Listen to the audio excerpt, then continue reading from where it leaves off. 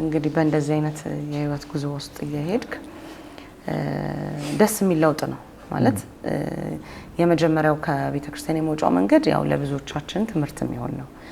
ለምን ታች ሲንዲ ስኩል ላይ ያሉ ልጆች እንዴት መያዝ እንዳለባቸው ያ ሰው እውነት አስቦት ላይሆን ይችላል። በዚህ መንገድ በትክክል እንደዚህ ይኮናል ተብሎ አስቦት ላይሆን ይችላል። ግን አንዳንድ ሰውን ሚመታ ጉዳይ እንደሆነ እንግዲህ በየቤተክርስቲያኑ ሲንዲ ስኩል ላይ የሚያስተምሩ መምህሮች እንደውም በጣም አብዝተው ወደ ልጆቹ መቅረብ፣ በጣም ፍቅር መስጠት፣ በጣም መንከባከብ ለምን ይሄ የራሳቸው ቤት እንደሆነ እንዲሰማቸው ማድረግ ይኖርባቸዋል። ካንተም እንዳየሁት ለምን እግዚአብሔር ባይረዳ በዛው ቀጥለ መጥፋትም ሊሆን ይችላል ነበር። ወደ ቀድሞ የህመም ፈውስ ልሂድና ከዛ ወደ ሌላ ጥያቄ ሄዳለሁኝ። እሱ ህመምህን 12 ክፍል ነው ኦሬዲ ተፈወስኩ ያልከኝ እና እስቲ ስለሱ ብታጫውተኝ። እሺ ደረጃ በደረጃ ነው እየተፈወስኩ የመጣሁት በዝርዝር ስመጣልሽ ማለት ነው። እና ያ በፊት ከ3 ወር ህፃን ጀምሮ የታመምኩት እንደ ብሮንካይተስ አይነት ነገር ነውና እሱን 12 ክፍል ስደርስ አካባቢ ነው ጌታ የፈወሰኝ ማለት ነው። መጨረሻ ላይ ምን ሆነ መሰለሽ ዩኒቨርሲቲ ውጤት ነጥብ መጣልኝና አዳማ ዩኒቨርሲቲ ተመደብኩኝ። አዳማ ሳይንስና ቴክኖሎጂ ዩኒቨርሲቲ ማለት ነው። እዛ ገብቼ ደግሞ ብዙ ውጊያዎች ገጠሙኝ ከአስተማሪዎች ከስታፍ አካባቢ የዶርሜ ውስጥ ያሉ ልጆች ማስደገም ጀመሩ ምናምን እና አጋንንታዊ አታገጠመኝ እንደዚሁም ህመም ገጠመኝና እዛ ራሱ ሆኜ ታመም ነበር። በቃ ራሴን ስታለው የዶርም ልጆች ይወስዱኛል። አዲስ አበባ ቤተሰቦቼ ጋር መጣለው እና በተለይ አንድ ጊዜ በጣም ታመምኩኝ። በቃ ታመሜ አባቴም 2ኛ አመት ሆኜ ነው ወደ 2 ወር ሆነኝ ክላስ ቀርቼ ማለት ነው። ከአዳማ ዩኒቨርሲቲ አቋርጬ በቃ ስለዚህ ከልጅነት የነበረው በሽታን የቀጠለው እዚህ ድረስ ይኸውልሽ አይነቱ ብዙ ነበር መገለጫው። እኔ በቃ አጋንንታዊ ሙጊያ በሽታ ነው ብዬ ማምነው ለዛ ነው። የመጀመሪያውን ስቴጅ እንደ ብሮንካይት የሚያስለኝ ምናምን ነገር 12 ክፍል ላይ ነው ጌታ ይፈወሰኝ። ግን አሁን ደግሞ ልቤ ደክማል ዝልፍልፍ ብዬ ወድቃለሁ ምናምን እና እሱ ነገርና በየጊዜው መልኩን የሚለዋውጥ እንደ ጨጓራ የሚያመኝ ነበር። ከልቤ ጋር የተያያዘ ይመስላል። እንደሱ ብዙ መገለጫ ነበረውና እሱ ዩኒቨርሲቲ ሆኜ ከገባ በኋላ ተቸግሬ ነበር እና ያን ጊዜ ወደ 2ኛ አመት ደርሼ ወደ 2 ወር አካባቢ መማር አቃተኝ። በቃ አባቴም ከጤንነቱ አይበልጥም ያቋርጥ አለ። ችግሩ ደግሞ የኛ ዲፓርትመንት ሊዘጋ ነበር የመጨረሻው። ስለዚህ 14 አመት የደከምኩበት ከንቱ ሆኖ ሊቀር ነው። ያ ራሴን ጎዳው። ያን ጊዜ በጣም ሳስታውሰው ብዙ ነገር ብዙ ትዝታ ያመጣብኛል። በተለይ 2ኛ አመት ሆኜ የታመምኩት እኔ አባቴ የኔ ክፍል ይመጣል በጣም ስለምታመም እና ራሴንም ያመኛል ልቤንም ጨጓራዬንም በቃ ትንሽ አንድ 5-10 ሜትር ሄጄ ራሴን ስቼ ወድቃለሁ እና እሱ ይመጣና ሙሉ ሌሊት ይጸልያል። ታምኛለሽ? እሱ መጸለይ ሲጀምር ነው እኔ አይኔ መክደን የምችለው መተኛት አይኔ ራሱ በግድ ነበር ምከድረው መተኛት የምችለው እና እሱ እንቅልፍ ያጣል እኔ እንቅልፍ አገኛለሁ። እኔ እንቅልፍ እንዳያገኝ እሱ እንቅልፍ አጥቶ ይጸልያል።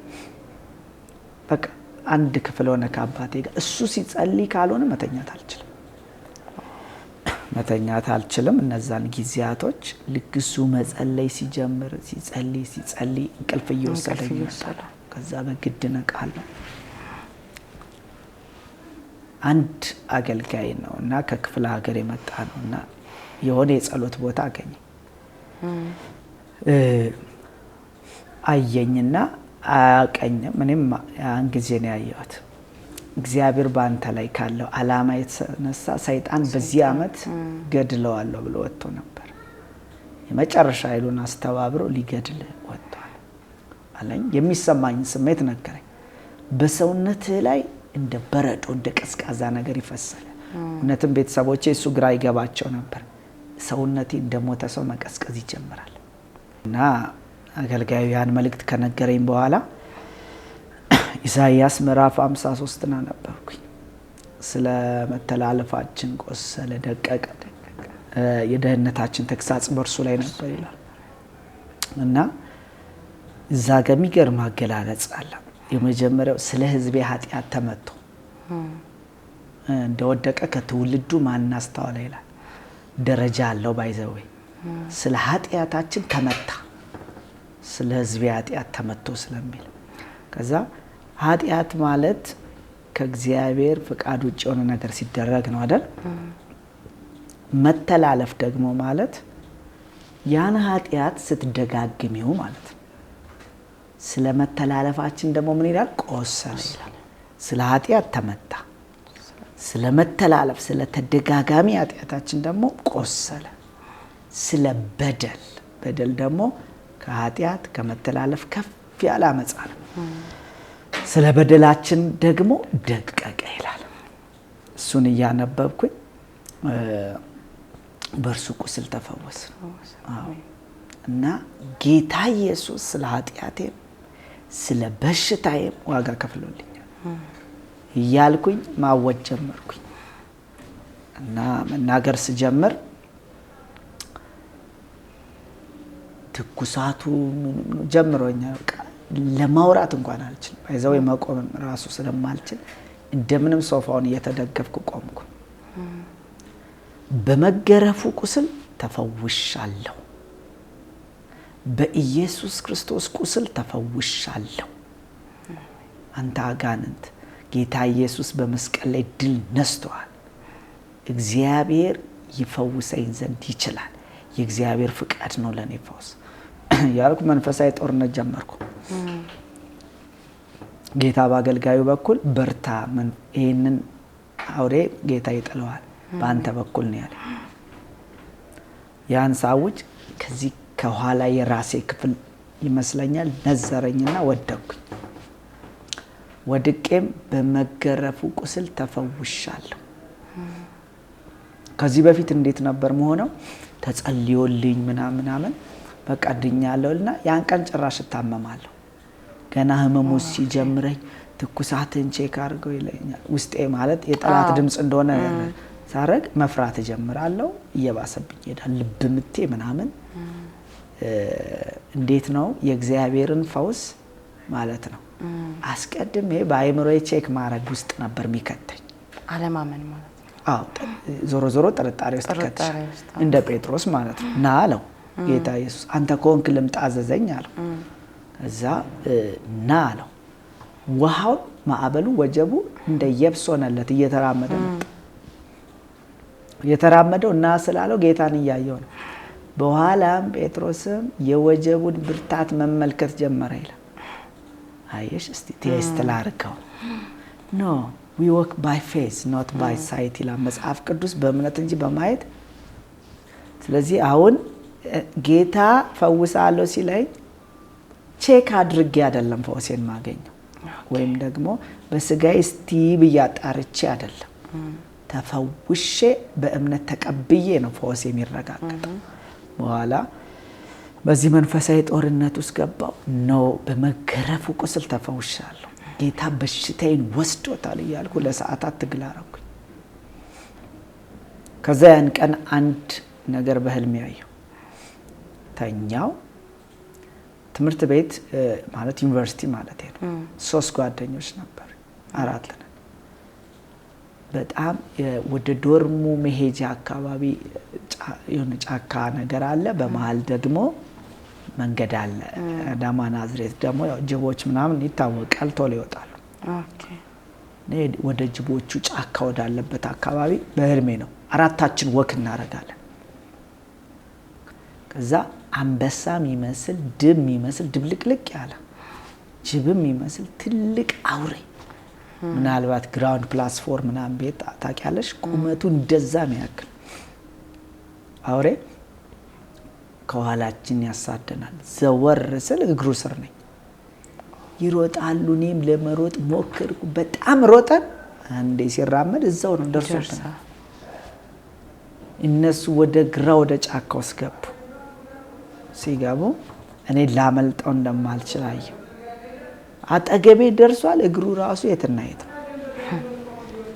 ዘወር አልኩኝና በጌታ በኢየሱስ ስም ስለው ያንም ያህል አውሬ ተሰነጣጥቆ የት እንደገባ እንደዚህ እንደ ፊኛ ሲፈነዳ ተሰነጣጥቆ እንደመፈንዳት ሆነ። ከዛ ነቃ። ስነቃ ተፈውሻለሁ። ኢነርጄቲክ ሆኛለሁ። ወደ ትምህርት እመለሳለሁ። ተሽሎሃል? አዎ ተሽሎኛል። ለትምህርት አታስብ፣ ይቅር ከጤንነት አይበልጥም አለኝ። ኖ ተፈውሻለሁ ልሂድ አልኳቸው እና ማታ ወደ 2 ሰዓት አካባቢ ደረስኩ። ልጆች ተቀበሉ። በቃ ትቷል ብለው ደስ ያላቸውም አይጠፉም። ብዙዎቹ ደግሞ በጣም በደስታ ተቀበሉኝ። የተወሰነ የስጋ ድካም ብቻ ነው ያለብኝ እንጂ ብዙ ጊዜ ስለታመምኩኝ በጣም ተሽሎኛል። ህመም የለም። ዶርም ገባውና ተኛው። ስተኛ እያወራን እነሱ ያጠናሉ። ምንድነው አልኳቸው። ሶፎመር የሚባል እንግሊሽ ኮርስ አለ እና ሪፖርት ራይቲንግ የሚባል ኮርስ 2 ወር በፊት ለካ አጥኑ ተብለው ተነግሯቸው ያጠኑ ነው። ፈተናው መቼ ነው አልኳቸው። ነገ ነው አለኝ። ከዛ በቃ እኔ ተኛው። ጧት ቀሰቀሱኝ። ካፌ ቁርስ እንብላዩ ብለው ይዘውኝ ሄዱ እና ይጠያይቃሉ። በጣም አጥኑ ብሎናል፣ ዲፓርትመንት ነው የሚፈትናችሁ ምናምን፣ ስለዚህ በደንብ ተዘጋጁ እንዳትወድቁ ተብለው እያጠኑ ነው እና የሚጠያየቁትን ነገር ተምሬዋለሁ። ግን 2 ወር ስላልነበርኩኝ ምንም አላውቀው፣ ምንም ላውቀውም አልቻልኩም። ከዛ ሄደን በአጋጣሚ አማኝ ነበሩ ያን ኮርስ የሰጡን ዶክተር እና ነገርኳቸው። እኔ በኮንፊደንስ ነው የሄድኩት። ዶክተር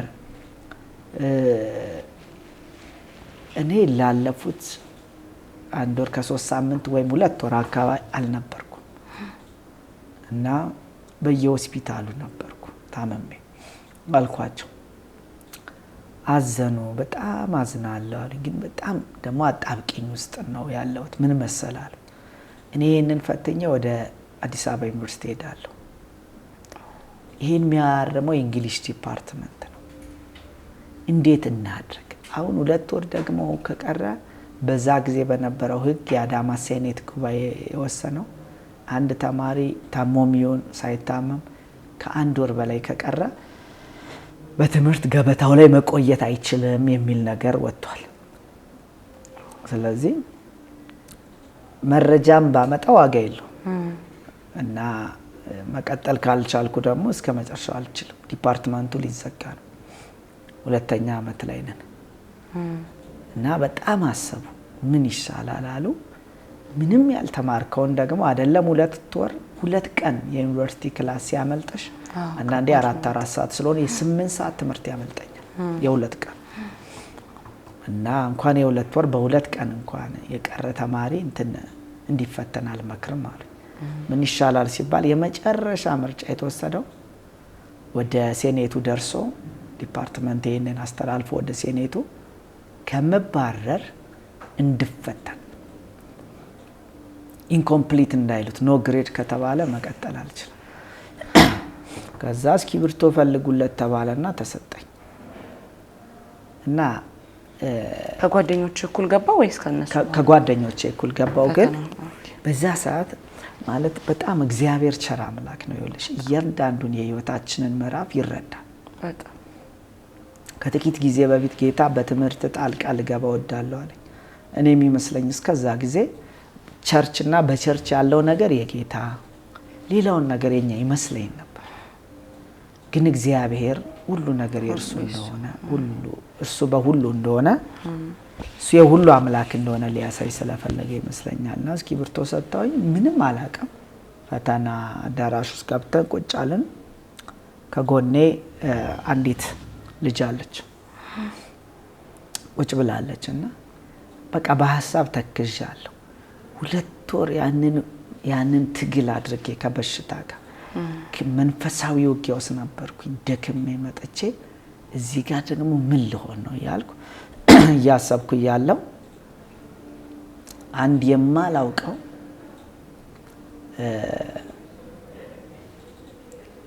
እንግዳ ልበልሽ በርግጥ ጌታ ባገኘኝ ሰዓትና በአምልኮ ሰዓት እንደዚህ እግዚአብሔር መገኘት ክብር ሲመጣ ይታወቀኛል ማለት ነው። መንፈሴ ነፍሴ ብቻ ሳይሆን እንዲህ በአካላዊም ነገር ይታወቀኝ ነበር። አትሞስፌሩ ሲለወጥ ማለት እንዴ ነው። አሁን ሙቀት ነው፣ ደመና መጥቶ ምናምን ብርድ ሲመጣ ሴንስ ታረጊዋለሽ። እንደሱ ይታወቀኝ ነበርና ቁጭ ብዬ የሆነ እግዚአብሔር መገኘት ህልውናው፣ መዓዛው፣ ጣዕሙ ተሰማኝ። ይሄን ማቀው ቸርች ነው። ይሄን ማቀው በአምልኮ ስፍራ ነው። እንዴት ነው ይሄ ነገር አልኩና በልሳን በውስጤ መጸለይ ጀመርኩ። እኔ በውስጤ ጸለይኩ ነው መሰለኝ። ለካ በልሳን ሳወራ ትንሽ ድምጽ ያወጣው እኔ ዝቅ አድርጌ ለመጸለይ ነው ሞክሩ። ምን አልከኝ እዩ አለችኝ አጠገቤ ያለች ልጅ። አይ ምንም አላወራውም አልኳት እና ፈተና ወረቀት ተሰጣ። ከዛ ጌታ አንድ ቃል በውስጤ በልቤ ላይ ያፈሰሰ። አንደኛ ቆሮንቶስ ምዕራፍ 1 ላይ ያለው the spirit of God even search the deep things of God ሚለው መንፈስ ቅዱስም የእግዚአብሔርን ጥልቅ ሚስጥር ይመረምራል ሚለውን ሰጠ። በቅጽበት ቃሉን ያብራራልኝ ጀመር። መንፈስ ቅዱስ God the Holy Spirit የዘላለሙን አምላክ የእግዚአብሔርን ጥልቅ ሚስጥር ይመረምራል። ያ ማለት እግዚአብሔር ከዘላለም በፊት ነበር፣ እግዚአብሔር ከዘላለም በኋላ ይኖራል፣ ለመንግስቱ ፍጻሜ የለውም፣ ለእድሜው ቁጥር የለውም። የዚህን አምላክ ሚስጥር አይደለም የአንድ የ30 ዓመት ሰው ሚስጥር እንኳን በመገለጥ ቢነገር ሰው እንዴት ነው የሚገረመው? የዘላለሙን አምላክ ሚስጥር ይመረምራል። አዎ እሱ ለኛ እግዚአብሔር በመንፈሱ ገለጠው ይላል ጳውሎስ ቀጥሎ። ያ መንፈስ ደግሞ በእኛ ውስጥ ይኖራል ይላል አንደኛ ቆሮንቶስ ላይ 3:16 የእግዚአብሔር ቤተ መቅደስ እንደሆናችሁ የእግዚአብሔርስ መንፈስ እንደሚኖርባችሁ አታውቁምን ይላል። ስለዚህ የእግዚአብሔር መንፈስ በእኛ ውስጥ ኢንድዌል አድርጓል ማለት ነው። ያ መንፈስ ደግሞ በእግዚአብሔር ምሕረት በኢየሱስ ምልጃ መጣ እንጂ አምላክ ነው። መንፈስ ቅዱስ እግዚአብሔር ነው። የዘላለምን የእግዚአብሔር ሚስጥር የሚመረምር ነው። እሺ መንፈስ ቅዱስ ይሄን የሚመረምር ከሆነ ታዲያ ፊዚክስ፣ ካልኩለስ፣ ሶፉመር ለርሱ ምኑ ነው እያሰብኩ ይሄንን ሁሉ ተቀምጬ ነው ማስበው። ሜዲቴት አደረግኩኝ። ይሄን ቃል ሜዲቴት አድርጌ ስማችሁን ጻፍታዋል። ኢዩኤል ዮሐንስ መላኩ አይዲ ነምበር R/0360 አስተዋውሷል። 10 ዓመት እኮ ይሆናል። R/0360 ብዬ ጻፍኩኝ። ከዛ ጀምሮ ተባለ። አንደኛው ጥያቄ ላይ ስደርስ አውቀዋለሁ ግን የት እንደማውቀው አላውቀውም። ኦኬ ብዬ ሰራ። ሁለተኛው ላይም እንደዚህ አውቀዋለሁ የት እንደማውቀው አላውቀውም። ሶስተኛውንም ሰራው። 4 5 እያልኩ ሰራው። 18ኛው ጥያቄ ላይ ሲደርስ ትዝ የሚለኝ የተሳሳተ ነገር ነበረ። እጄን አወጥቼ ጠየቁ። ቆይ አስተማሪው ይምጣልኝ ፈታኝ። ከዛ በራሴ ኤዲት አድርጌ እዚህ ጋር ኤዲት አድርጌ ጻፍኩኝ። በሙሉ አውቀዋለሁ የት እንደማውቀው አላውቀውም። በጌታ ፊት ነው የምልሽ። መልሱ ከአይምሮዬ ሳይሆን ከመንፈሴ ውስጥ ሲወጣ ይታወቀኛል ማለት ነው። ከዛ የተሰጠን 1 ሰዓት ተኩል ነበር። ወደ 20 ደቂቃ አካባቢ ይመስለኛል። አምኖት ሹር ግን 20 ደቂቃ አካባቢ ይመስለኛል። ጨርሼ ስወጣ ለፈታኝ ምን ነው አለኝ። ጨርሼ ነው አልኩት። ቆይ እስቲ አትሄድ አለኝና አየው። ከዛ አገላብጦ ሲያዩ ጨርሻለሁ። ከዛ እሺ ሂድ አለኝ። በኋላ ልጆች እንደነገሩኝ ሁሉ እንኳን እዩ ለኛም ከብዶና አቆመው በቃ ትቶ ነው የወጣው። ሳገኛቸው ምን አይነት አስተማሪ እንደዚህ ያመጣል ምናምን እንደዛ አጥንተን እያለ አንተማ አየንህ እኮ አቋርጠው ወጣ እንኳን ቶ በቃ ኧረ ለምን የፈለገው አይመጣም ይሉኝ። ኧረ እኔ ቀሎኛል አልኳቸው። ግራ ገባቸው። ኧረ እዩ እንኳን ለአንተ ቶ በእናቴ አይወራ ምናምን ብለው ሄዱ። ፈተና ሲሰጠን ኢዩኤል አላስተማረ ሲሰጠን እኔ ነኝ የደፈንኩት። ያኛውን 18ኛውንም ጥያቄ መተው ዶክተሩ ኮሬክሽን ሰጥተው አለፉ። አንተ ወጥተህ ማለት እኔ ወጥቼ ማለት ነው። ከዛ የዲፓርትመንታችን ሰቃይ ልጅ አለ ሰለሞን ይባላል። መጣና ኢዩኤል አለኝ እስቲ በማርያም ይሄን ሚስጥር ንገረኝ አለኝ። እኔ ማለት ነው ከማጥናቴ የተነሳ ላይ አንድ ቀን 23 ሰዓት ሳልነሳ ጠናውና 24 ሰዓት ሊገጥም 1 ሰዓት ሲቀረው የአርሰናል ደጋፊ ነበር። የአርሰናል እንኳን ስለማየት ነው የወጣሁት። ምን አድርገህ ነው አለኝ። እኔ በግልጽ መሰከርኩላችሁ እንደዚህ አልነበርኩም። እና አንደኛ ቆሮንቶስ ላይ ያለውን ቃል ሰጠኝ። መንፈስ ቅዱስ ግን ያሉ ነገር እንትን ነው ማለት በጣም ይሄንን ለማመን ራሱ ሌላ እምነት ስለሚጠይቅ ምን አሉ እንደው በሰዓቱ የነበሩ ጓደኞች? እንትን በጣም ፐርፕሌክስድ ሆነዋል፣ አመንትተዋል። ግን ማይክዱት ነው በአንድ በኩል እኔ በአንደኛ ቆሮንቶስ 1 ላይ እንደው ሰውየው ሰጥቶትስ ቢሆን አልነበረም። ፈታኙ እኮ ሌላ ሰው ነው። ለኮሬክሽን የመጡት ዶክተሩ እሱንም ወጥቻለሁ። ደግሞ ምን መሰለሽ እንዳል ፈተና ወረቀቴን የምታዩ ምናምን የእጅ ጽሁፌ ምናምን ይታያል። እና ዲፓርትመንት ነው ባይዘው ያረመዋል የተባለው ዲፓርትመንት ነው ያረመው እሳቸው ማለት ነው። በኋላ እሳቸው ከአዲስ አበባ ዩኒቨርሲቲ መጥተው ነው የሰጡን። እንደዛ አይነት አጋጣሚ አይኖርም። ግን አመነቱ። አንደኛ የነበርኩበትን ሲቹዌሽን በደንብ ያውቃሉ። ሁለተኛ ሊክዱት የማይችሉት ነገር ሆኗል። አንተ በቃ ሚረዳ አምላክ አለ አሉ እና ሚረዳ አምላክ አለ አሉ። በእርግጥም እግዚአብሔር ነበር የረዳኝ። ያ በህይወቴ ወደ ህይወቴ የመጣው ጌታ በነገራችን ላይ እግዚአብሔር each and everything ማለት ነው every detail of our life ስለ ያንዳንዱ ዝርዝር ነገር ያውቃል። ብዙ ጊዜ ያው አላቅም አንዳንድ ጊዜ ሃይማኖታዊ ስናረገውና ወይም ስፒሪቹዋላይዝ አርገን ስናመናፈሰው ነው የሚባለው። በዋናነት ጌታ የዘላለም ህይወት ሰጥቶናል። ለዘላለም ህይወት ያ ማለት ግን የዘላለም ህይወት የሰጠ ኢየሱስ ደቀ መዛሙርቱ ሲደክማቸው ያውቃል። አረፍ በሉ ይላቸው። ሲርባቸው ያውቃል። ያዳነን ትልቁ እግዚአብሔር የጸጉራችሁ አንዱ እንኳን ያለኔ ፍቃድ አይወድቅም ማለት ለካ ጸጉር ቤት ራሱ ሄደን እንዲወድቅ ፈቅዶ ነው። አንዷ ጸጉር ስለ አንዷ ጸጉርም ይመለከተዋል። በጣም ኮንሰርንድ ነው ማለት ነው።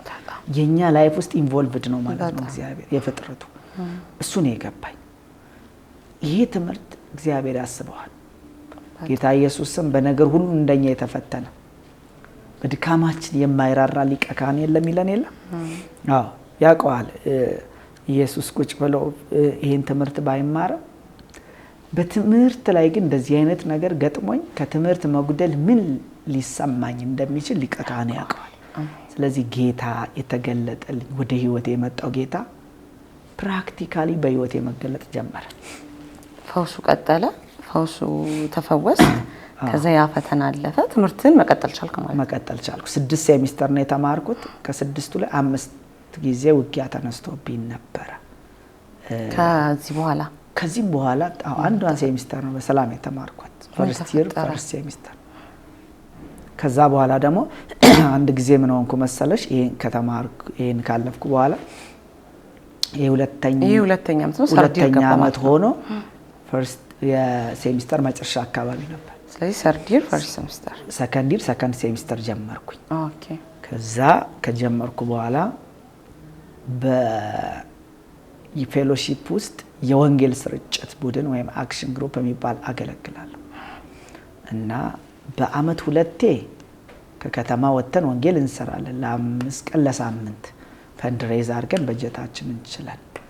አመቱን ሙሉ ደግሞ እዛው ናዝሬት አዳማ ከተማ ውስጥ እንሰራለን እና ሁለተኛ ሴሚስተር ስጨርስ የሄድኩት የሄድ ነው በዚህ በኢቫንጀሊዝም ቲሙ ማለት ነው ቀርሳ የሚባል አካባቢ ካልተሳሳትኩኝ ኦሮሚያ ክልል ሆኖ ወደ ሀረር መስመር ነው እርግጠኛ አይደለሁም። ቀርሳ የሚባል ግን አካባቢው ቀርሳ የሚባል ነው። በጣም ይበርድ ነበር። ሄድንና 90% ሙስሊም ዶሚናንት ኤሪያ ነው። በጣም ብዙ ሙስሊሞች አሉ። ከሰኞ እስከ አርብ ሙሉ ቀን ወንጌል ስርጭት እናደርጋለን። ማታ ማታ ላይ ቸርች ላይ ፕሮግራም እናደርጋለን። ቅዳሜና እሁድ ደግሞ እዛ ያሉ 5 ቸርቾች ነበሩ። 5ቱን አንድ ላይ አድርገን ኮንፈረንስ አደረግን።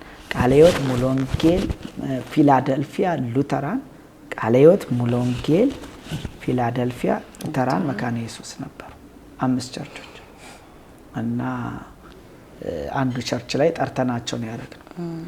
እና በ5ቱ ቀን ወንጌል ስርጭት አደረግን። ወደ 200 ሰዎች ጌታን ተቀበሉ። አብዛኛው ሙስሊም ነው ብዬሻለሁ። እንደውም አንድ ጊዜ ትዝ ይለኛል ጫሊ የሚባል ጓደኛ ያለና እኔ እየሰበኩ እሱ በኦሮምኛ እየተረጎመ አንድ ሙሉ ቤተሰብ 8 ሰው ይሄን ጌታ እንዴት እንደነካኝ ነግሬያቸው ድነዋል። 8ቱም ጌታን ተቀበሉ ሰው እና በድል ምርኮ በምርኮ ሆነን ስንመለስ አዳማ ላይ እስቲ ግቢ ገብተን ውጤታችንን እንይተባል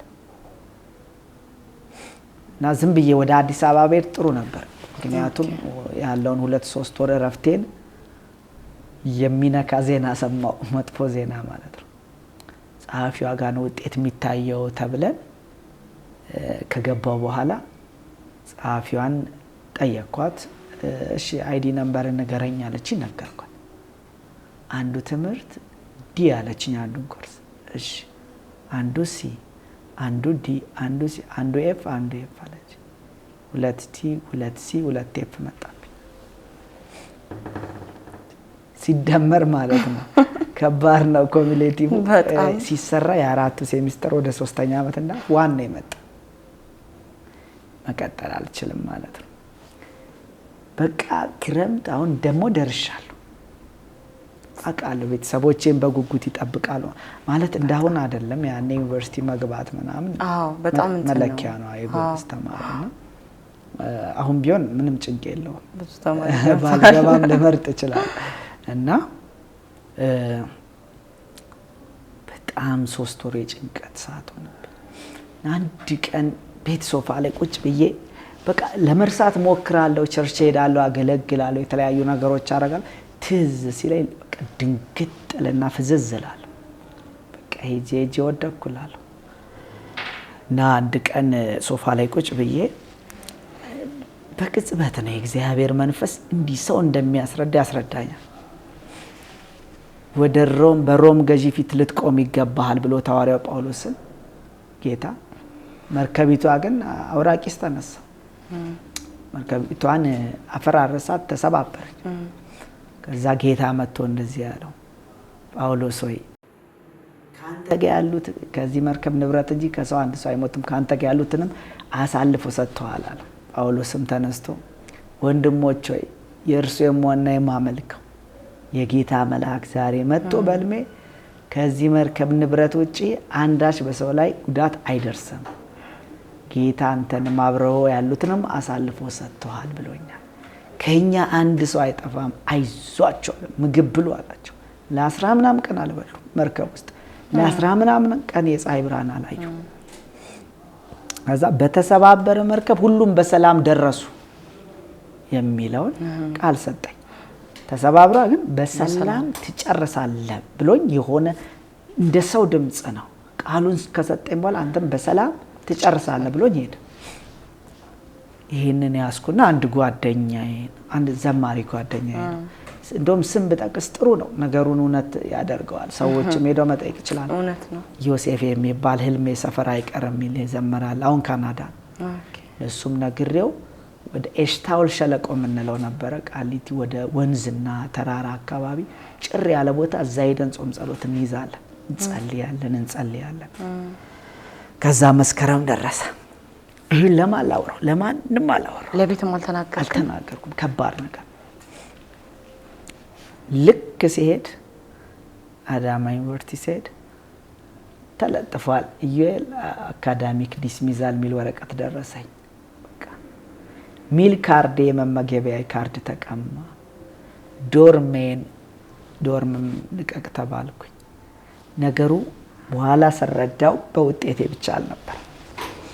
ለወንጌል ስርጭት በወጣውባቸው ጊዜያት አንዳንድ አስተማሪዎች አቴንዳንስ ድንገት ይዘው ሲያጡ በዛ ምክንያት የቀጡኝ ነበሩ።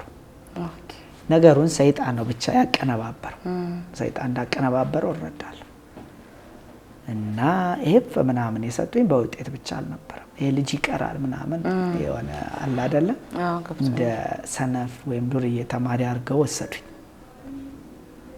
በኋላ ነው የሰማው።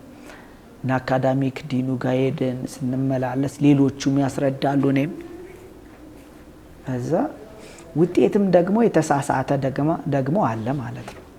ኦኬ በሰንሰት ያልተሞላ ውስጡ ብዙ በቃ አጋንንታዊ ሴራ አለበት። በጣም ብዙ የአጋንንት ተንኮል አለበት። አስተማሪዎችን ተጠቅሞ እኔን አላውቅም። እና አንድ ሰው ደግሞ ራእይቶ ነገ አንተ በዚህ ግቢ መጽሐፍ ቅዱስ ተከፍቶልህ ይሄ ልጅ ከዚህ ግቢ መውጣት አለበት መባረር አለበት የሚል የሚጨቃጨቅ ሰው አየዋል። እና ለካ በዛ ስፍራ የነበረውን የእግዚአብሔርን ስራ ለማደናቀፍ ነበር። እና በዚህ ሁኔታ ውስጥ ሆኜ ዲኑ ምን አሉ፣ እናንተ እንኳን እስቲ ጠብቁ፣ አንተ ግን ተስፋ የለህም፣ ሻንጣን ይዞ ወደ ቤት ሄዳሉ። ልቤ ሊወድቅ ሲል የሆነ ነገር ሲደግፈው ይሰማኝ። አረ እኔማ አልሄድም እቀጥላለሁ አልኳቸው። እንዲህ ብለዋል። ከዛ በኋላ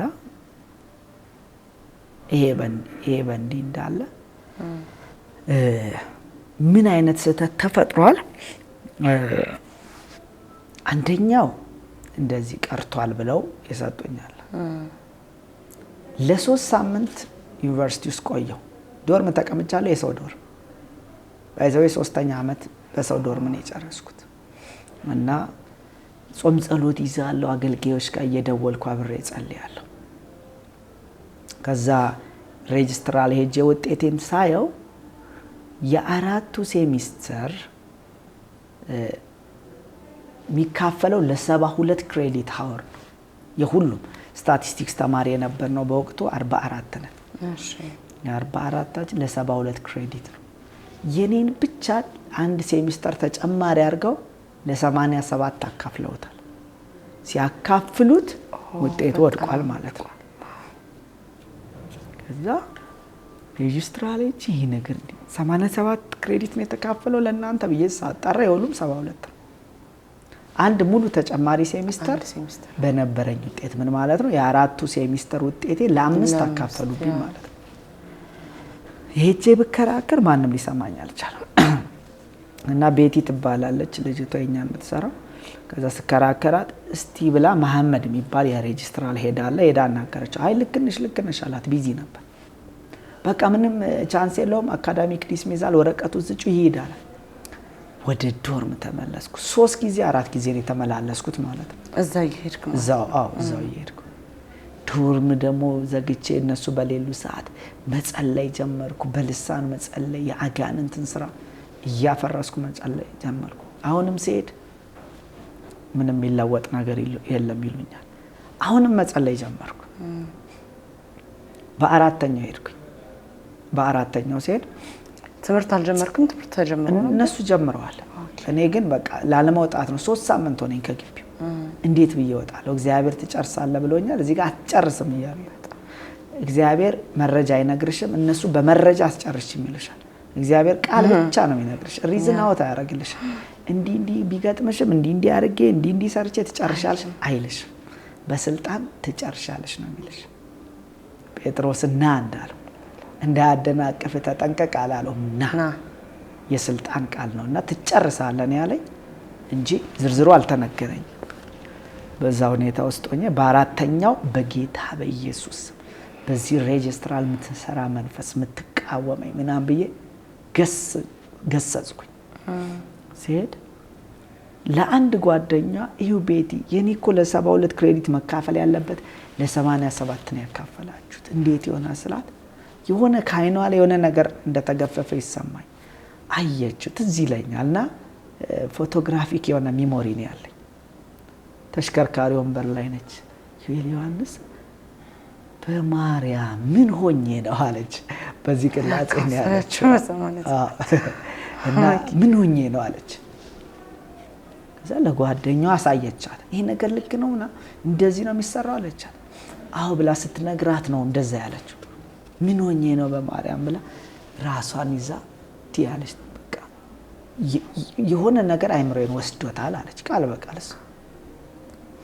ለሬጅስትራል ሄዱ ለመሐመድ ነገረችው።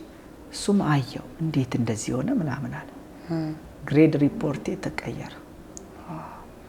ጌታ እንደገና ድል ሰጠኝ።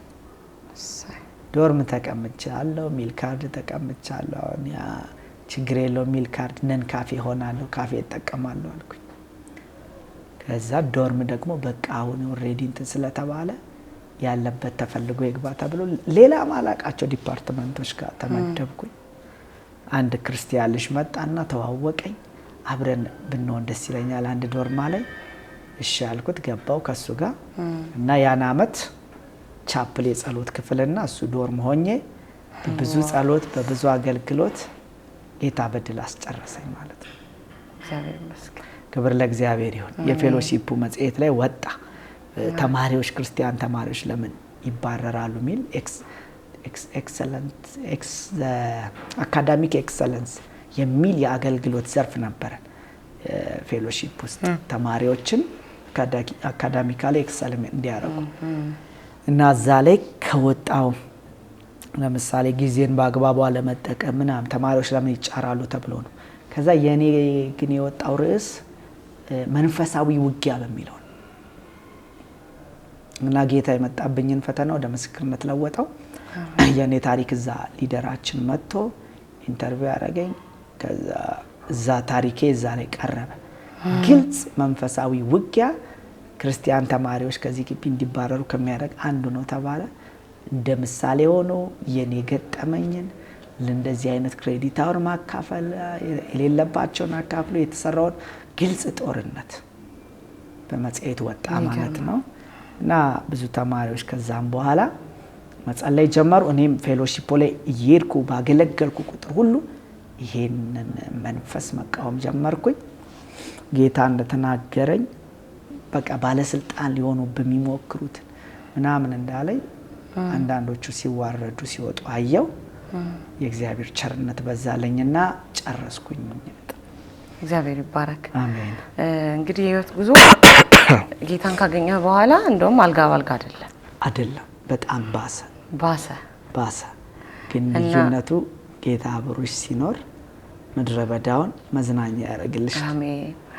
አሁን ለተመልካቾቻችንም ያ እንዲገባቸው ነው። አንዳንዴ ጌታ ማግኘት ሲባል እውነት ነው የውስጥ ሰላም ነው የምናገኘው። ግን በምድራዊ ዓለም ላይ ደግሞ ብዙ ሰልፎች ይኖራሉ። ግን ከዛም ያለፈ ሰላም፣ ከዛም ያለፈ ደስታ፣ ከዛም ያለፈ ደግሞ እርካታ ነው እንደሚል ታውቂያለሽ። ቃሉ በእርግጥም ይላል በክርስቶስ ኢየሱስ እግዚአብሔርን እየመሰሉ ሊኖሩ የሚወዱ ሁሉ የትም ቦታ ይኖሩ፣ ያደገ ሀገር ይኖር ያላደገ ሁሉ ይሰደዳሉ ይላል። የስደቱ አይነት ይለያያል እንጂ እግዚአብሔርን ለመምሰል ወስነሽ እርምጃ ከጀመርሽ ጊዜ ሁሉ ይቺ ዓለም ጠላት ሆነብሻለች። እና አማኞች እስራኤላውያን በጣም ይገርሙኛል። ከግብጽ ምድር እግዚአብሔር በተአምራት ካስወጣቸው በኋላ በምድረ በዳ 40 ዓመት መራዋቸው ይላል አይደል?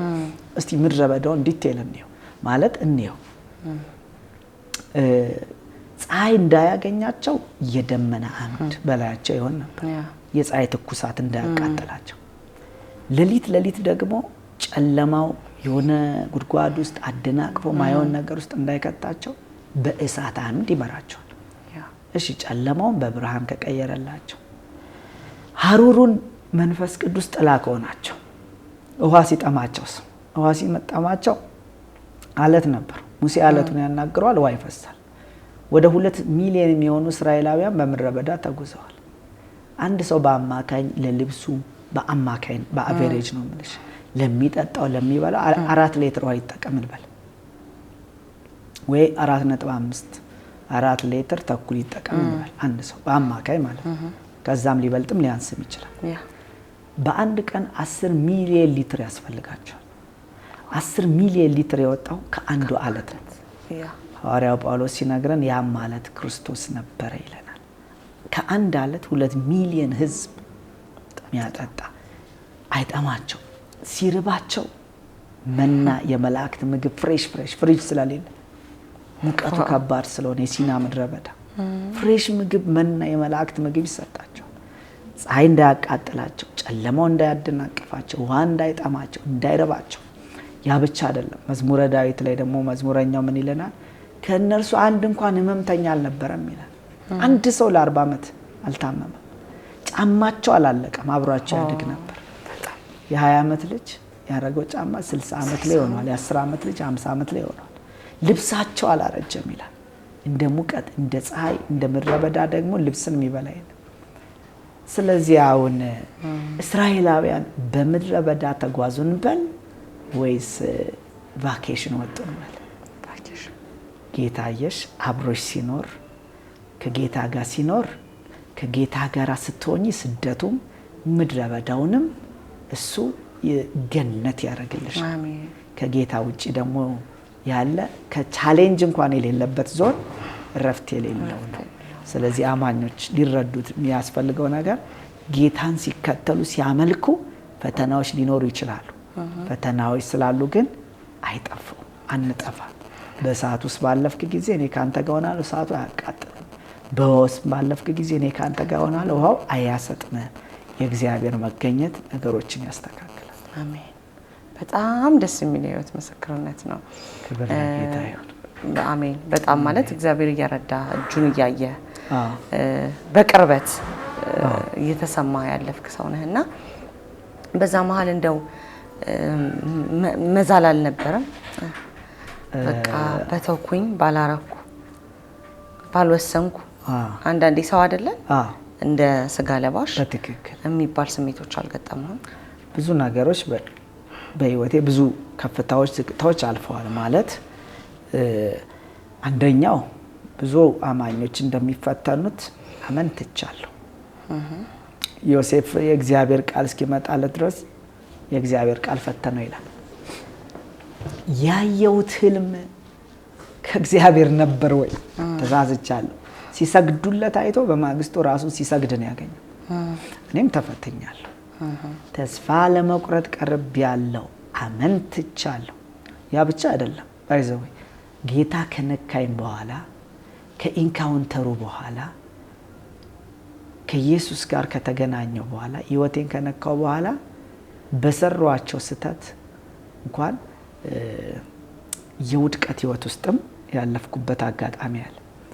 ጠቅለል አድርጌ ሳነሳው አንደኛው የመንፈስ ቅዱስን ድምጽ ኢግኖር ከማድረግ ጸልይ ሚል ነገር በውስጤ ሲሰማኝ ቆይ በኋላ አረጋለሁ እያልኩኝ በኋላ ዋጋ ያስከፈለኝ ነገር አለ። እሱ ብቻ አይደለም፣ ሳላውቀው ክርስቲያን ከመሰሉ ስጋውያን ሰዎች፣ ፌዘኞች፣ በእግዚአብሔር ነገር ላይ ለዘብተኞች ከሆኑ ጋር ተገናኝቼ ያ ግለት በርዶብኝ ያውቃል። እንዲህ የሚል መዝሙር አለ። የውስጤ ረሃብ ግለቱ ሳይበርድ ሰማዮችን ቀደምን ነው ብትወርድ። ግለቱ እንዳይበርድ አገልጋዩ እንትን እያለ እየተማጸነ ነው በዝማሬ።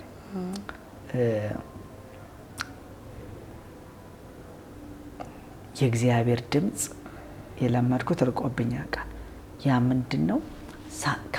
የማይሆን ህብረት ውስጥ የማይሆን ፍሬንድሺፕ ውስጥ ገብቼ የእግዚአብሔር ነገር እየደበዘዘብኝ እየጠፋብኝ ሄዶ ማለት ነው። በቃ ባዶነት ተሰምቶኝ ስጋዊ ክርስቲያን ሆኜ አውቃለሁ። አንድ የደረጀ ከበደ መዝሙር አለ። ተስፋ ቆርጬ በእንባ ሳለሁ ያንተን ድምጽ ስሰማ ነቃለሁ። አይዞ ባይነህና ደካማ አጽናኝ የፈረሰ እምነት ጠጋኝ። አየሽ፣ ተስፋ ቆርጬ ወርጄ እያለሁ ድንገት ደግሞ ይመጣና በፍቅር ድምፁ ያነሳሻል። ከዛ ያ የተገነባው ነገር ደግሞ ፈርሶ ያንን እምነቴን ደግሞ ሲጠግነው አይቻለሁ። በንስሐ እንደመለስ ብዙ እድል ሰጥቶኝ አይቻለሁ። ተስፋ መቁረጡ ከሁለት አቅጣጫ ነው የሆነው። አንደኛው እግዚአብሔር ከተናገረች ነገር አንጻር ተቃራኒ ነገሮች ይገጥሙሻል። አሁን ይሄንን የ3 ዓመቱን የዩኒቨርሲቲ ቆይታዬን በጣም ብዙ ነገር ትቼ ሰመራይዝድ በሆነ ነገር ነገርኩሽ እንጂ በቃ ተስፋ አስቆራጭ ነው። ከጓደኞቼ ወደ ኋላ ቀርቼ በቃ የሆነ ቦታ ስቻለሁ እኔ መንፈሳዊ ነገር መስሎኝ ብዬ አስቤ አውቃለሁ። ይሄም ብቻ አይደለም፣ ሌሎች ግልጽ ውጊያዎች ከአጋንንቱ ዓለም ተደርጎብኝ በቃ የሆነ የሰራው ስህተት አለ ወይ ጄኔሬሽናል ከርስ አለ በዘር የሚከታተለኝ እርግማን ብዬ ተስፋ ቆርጬ አውቃለሁ። አንደኛው ተስፋ መቁረጥ ከዚህ ይመጣል። ሌላኛው ደግሞ የጌታን ትንሿን ድምጽ ባለማክበር አትሂድ ያለኝ ቦታ በመሄድ ወይም በማይሆን ህብረት ውስጥ እየታወቀኝ መዝሙር 1 ላይ ነው ምስጉን ነው በፌዘኞች ምክር በክፎች ምክር ያለ በዋዘኞች ወንበር ያልተቀመጠ እያለ ይናገራል። ራሴን እዛ ውስጥ አግኝቸው ከእግዚአብሔር ፍቃድ ውጪ የሆነ የስጋዬን ፍላጎት ሳደርግ እንደፈለኩ ሰውን ራሴን አግኝቸው ከዛ በኋላ ኮስት አድርጎኛል መልሼ ወደዛ መገኘት ለመግባት። በመንፈስ ቅዱስ ሙላት ውስጥ ደግሞ ካልተመላለሽ መንፈሳዊ መሆናት እጂ በፍጹም ልሁን ስላልሽ መሆናች የእግዚአብሔር መንፈስ መጥቶ ሊገዛሽ ይገባል። ስለዚህ በመንፈስ ቅዱስ እይታ ውስጥ ባለመግባቴ በመንፈስ ቅዱስ ህልውና ውስጥ ባለመግባቴ ከዛ ነገር ጎድዬ ስጋዊነት ተሰምቶኝ ብዙ ዋጋ መክፈል ውስጥ ገብቼ ተስፋ ቆርጬ አውቃለሁ። ግን ዋናው ነገር የኔ በጣም ያጭር እድሜ ጉዞ ነው። ግን ከእግዚአብሔር ቃል እንደተማርኩት ወደ ልጅ ወደ ኢየሱስ ክርስቶስ ህብረት የጠራችሁ እግዚአብሔር የታመነ ነው ይላል እና ያለፍኩበት መንገድ ውድቀቱ፣ መውጣት መውረዱ፣ ተስፋ መቁረጡ፣ ሸለቆ ተራራው ምን እንዳስተማረኝ ታውቂያለሽ? አንድ ያስተማረኝ ነገር እኔ ብቁ እንዳልሆንኩና መቼም ብቁ ሆኜ እንደማላቅ እኔ እንደማልችል ያሳወቀኝ። ሁለተኛ ያሳወቀኝ ነገር ግን በእኔ አለመቻል ውስጥ የእግዚአብሔርን ሁሉን ቻይነት አየሁበት። ክብር ለእግዚአብሔር ይሁን። ስለዚህ እንደማንኛውም ወጣት በሙሉ በሚፈተንበት ነገር ተፈትኛል። ልቤ ወርዷል፣ እምነቴ ዋሽቋል። አምኖት ሱፐርማን አምኖት አይረንማን አይደለም። አንድ አሁን የጌታን መንካት ምናምን አንዳንድ ሰዎች ሚስ አንደርስታንድ ያደርጋሉ። ምናልባት ድካሜን አይተው ምናምን አንተ ጌታ ተገልጦ የለ እንዴ ወይ ጌታ ተገለጠልኝ ተለለ እንዴ ይላል። ጌታ የሚገለጠው ለደካሞች ነው፣ ራሳቸው ማዳን ላልቻሉት ነው፣ ለእንደኔ ላሉት ማለት ነው። ስለዚህ በተመሳሳይ ነገር ውስጥ እፈተናለሁ፣ አልፋለሁ እና በቸርነቱ በምህረቱ ሲያነሳኝ ያየሁት ብዙ ጊዜ ተስፋ ቆርጫለሁ። ግን ጻድቅ 7 ይወድቃል 7 ይሄ የሚያሳየን ምንም ቢሆን ጻድቅ በውድቀት አይጨርስም፣ በድል ነው የሚጨርሰው። ክብር ለእግዚአብሔር ይሁን። that's why I am here ጌታ እምነቴን ስላደሰው ነው። ክብር ለስሙ ይሁን። እግዚአብሔር ይባረክ። አሜን። እንግዲህ ወጣ ብለን ሚዲያዎች ላይ አልፎ አልፎ ጽሁፍ ታጋራለህ እና ፌስቡክ ላይ ቆንጆ ጽሁፎች ታጋራለና ከዛ መካከል በሆነ ወቅት ላይ የምታገባትን ወይም ወደፊት ሚስት የምትሆናትን ሴት ስለሱ ጉዳይ እስቲ አውራኝ። ምን ነበር? ምን ታይቶ ነበር የምትጽፈው? እንዴት ነበር?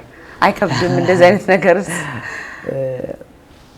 እኔ በአካል ኢንትሮቨርት ነኝ። በአካል ኢንትሮቨርት ነኝ፣ በጽሁፍ ግን በጣም ግልጽ ነኝ። እነዚህ ሁለት ነገሮች ምናልባት በአካል የምመኘውን ይሆን በጽሁፍ ባወጣው እላለሁ። አንድ ሰው ጽሁፌን አይቶ በቀላሉ የኔን ፐርሰናሊቲ መገመት ይችላል እና ግልጽ ነኝና አንዳንዴ ጓደኞቼ ምናምን ቀድመው ሲያገቡ ሰዎች የተለያየ አስተያየት ይሰነዝራል። አንተ ወይ በጣም መስፈርት አብዝተህ ነው ወይ የገፋ ነው አይነት ምናምን። ግን አይደለም ብዬ አንድ ቀን ራሴን በእግዚአብሔር ፊት መረመርኩኝ እና እየጸለይኩኝ እሺ በቃ እኔ እግዚአብሔር ወይ እንደዚህም ካስቸገርኩኝ በቃ ላንተ ፍቃድ ልቤን እከፍታለሁ። ግን ማግባት መፈልጋት ልጅ ከለሯ እንደዚህ ነው፣ ቁመቷ እንደዚህ ነው በልልኝ እሱን ሰውነት ቅርጿ እንደዚህ ነው። ምን አልኩኝ? አንዲት አገልጋይ አለችና እሷም እኔ ያን በጸለይኩበት ጊዜ ነው እና በፌስቡክ ነው የምታውቀኝ። ሜሴንጀር ላይ መጣ መልእክቶች ነገር ጌታ ብዙ ነገር ነው ያስታጠቀ፣ በአንተ ላይ ብዙ ነገር አለው፣ ብዙ ዓላማ አለው። ጌታ እኮ ይሰማናል። እስቲ ምን አይነት ሚስት ነው የምትፈልገው አለች። እኔ የምፈልገው አልኳት ጎሽ እንደዚያ አንቺ በጥሩ ሁኔታ መጣሽልኝ። ብዙዎቹ ግን እግዚአብሔር ዝም ብሎ የሰጠን ተቀበል ብለው ነው የሚያስገድዱኝ። እና አንቺ ሚዛናዊ የሆንሽ አገልጋይ ነሽ ልንገርሽ አልኳት።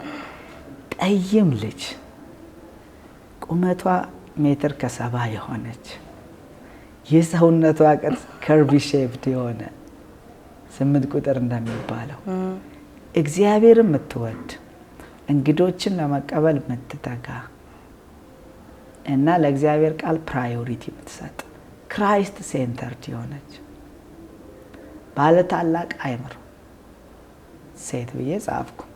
ያው ሜሴንጀር ላይ ስክሪንሾት አድርጌው ነበር እስከ ብዙ ጊዜ፣ ግን አገልጋዩም ስላለች አገናኝሽ እችላለሁ። እና ዋው አለች እሷ ራሱ ዋው አለችን። አሁን ጌታ ሰማለች። አሜን አልኳት። ከምስክርነት ጋር እመጣለሁ አልኳት። ከዛ እንዲህ ስትል የምታስባት ሴት ነበረች ማለት እንደው አንዳንዴ ከመውደድ ደረጃ ጌታ በሚያውቀው የለችም እና በፍጹም የለችም። እንደዛ አይነት ሴትም የለችም። ግን የሆነ ቢገጥመኝ ብለህ የምትመኘው አይነት መኘውና በቃ ከዚህ በፊት እንዳልኩት ጌታ አንተ ከፈለክ በቃ መስፈርቴ ሁሉ ይቅር አልኩና ግን እኮ አንተ ደግሞ እግዚአብሔር ቸር ነህ እኮ ምን ይሳናል? ይሄን እኮ ልትሰጠኝ ትችላለህ።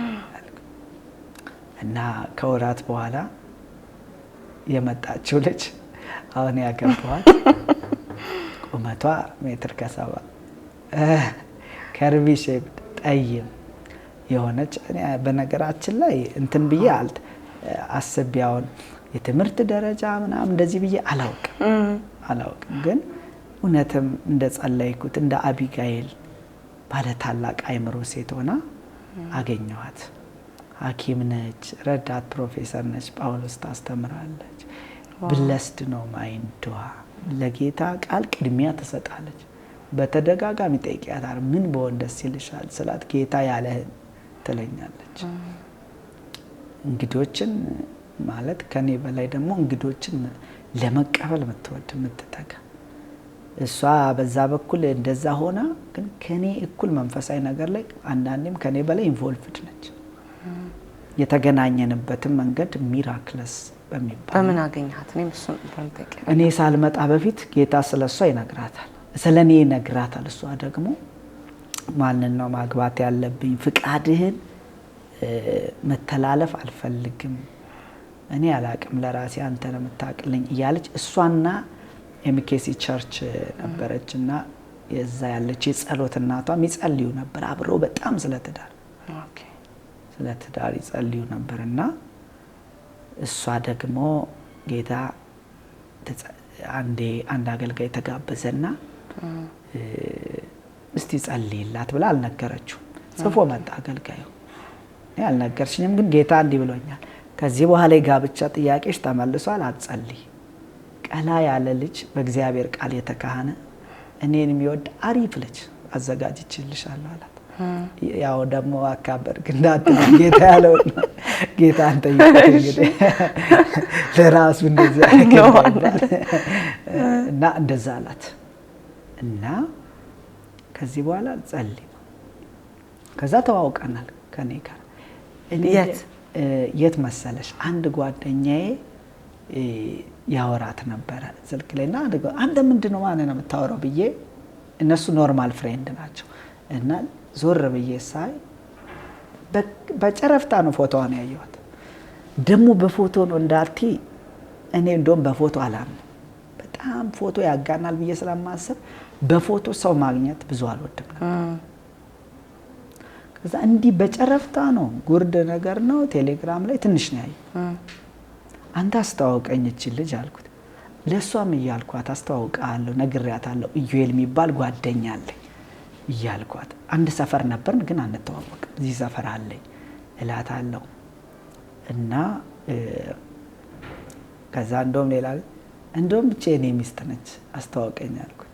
እንዴት እንዳወጣሁት አላቅም ቃሉ ምንም ስለሷ ነግሮ ግን ምንም አላቅም እንኳን ስለሷ ፎቶ አራስኩ በጨረፍታ ነው ያየው እና አንተ ልጅ አትዝጋብኝ በሬ ላይ ቆማል እና እቺ ልጅ አስተዋውቀኝ አልኩት።